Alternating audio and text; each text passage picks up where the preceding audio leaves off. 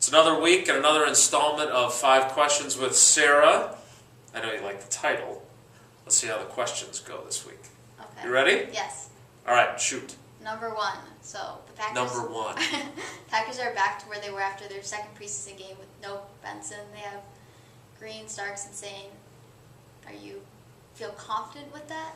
Well, I think it's interesting that they're basically, like you said, back to the 3 guys that they were ready to go into the season with. I mean, if James Starks doesn't hurt his toe, do the Packers still sign Cedric Benson 3 days later? I'm not sure. I know they've been monitoring what he had done, but at least for most of the offseason, it looked like they were ready to go with James Starks as their starter. But what's interesting, I think, is that if you look at the depth chart, which isn't official, but the starter is Alex Green. So I'm anxious to see what exactly their approach is. Mike McCarthy said today that he doesn't have time for competition. I'm not really sure what that means since they're always talking about competition in practice, etc. So he says he's going to ride the hot hand. We'll have to see who gets the first opportunity and if that hand is cold when he goes to the next hand.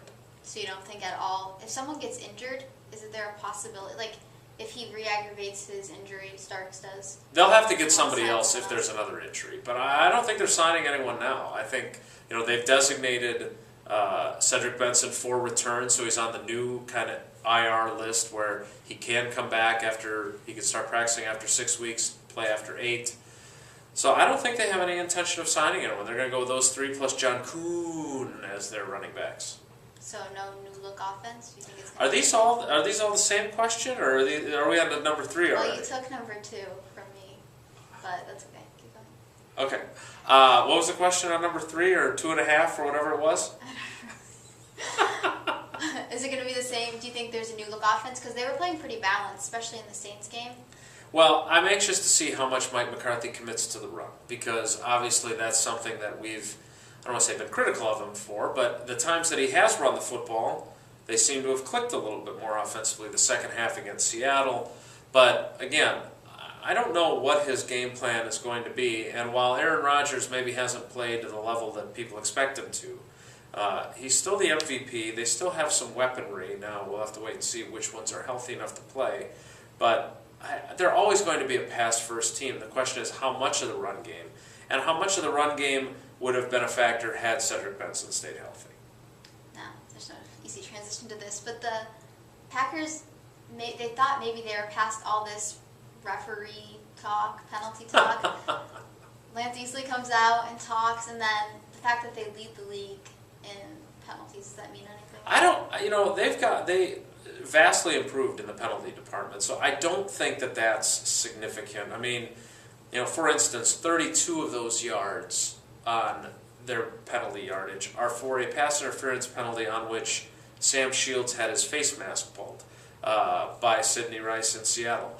There was obviously the other penalty that was against him, plus he had a face mask penalty for 15 yards, so he had 2, I think, questionable penalties in Indianapolis. And then we found out today, Nick Perry gets fined $15,000 to go along with the 15-yard penalty and wiping out the fumble that he caused in the Indianapolis game. So, I don't know. I read Lori Nichols' story in the Journal-Sentinel, and the quote at the end, I don't know if that player who isn't named was joking about the refs being out to get them, but I'll say this. They have not caught a lot of breaks. I don't think they lost the game because of the officiating necessarily in Indianapolis, but they certainly didn't have many calls go their way there. And after what they had happen in Seattle, I can see why maybe a player or two are a little bit paranoid about the officiating.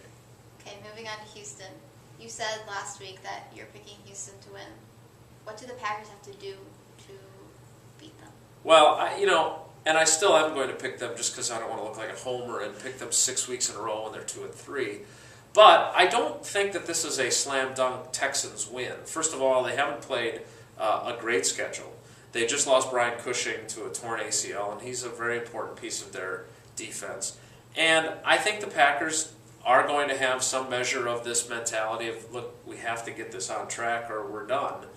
And I think those teams can be dangerous. I referenced earlier in the week on the radio show this idea that the 2002 Packers, when you were in 6th grade, came in and, did I get that right, 6th grade, 2002? 10 years ago? Yeah.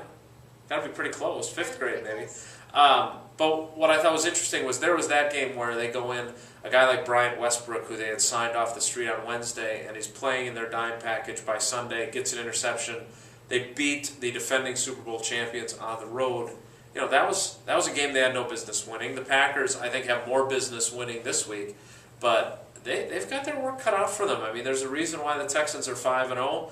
The Packers have to click better offensively. Aaron Rodgers can't turn the ball over at all, clearly. Even one interception is too many, not only in his estimation, but given the way their team is playing.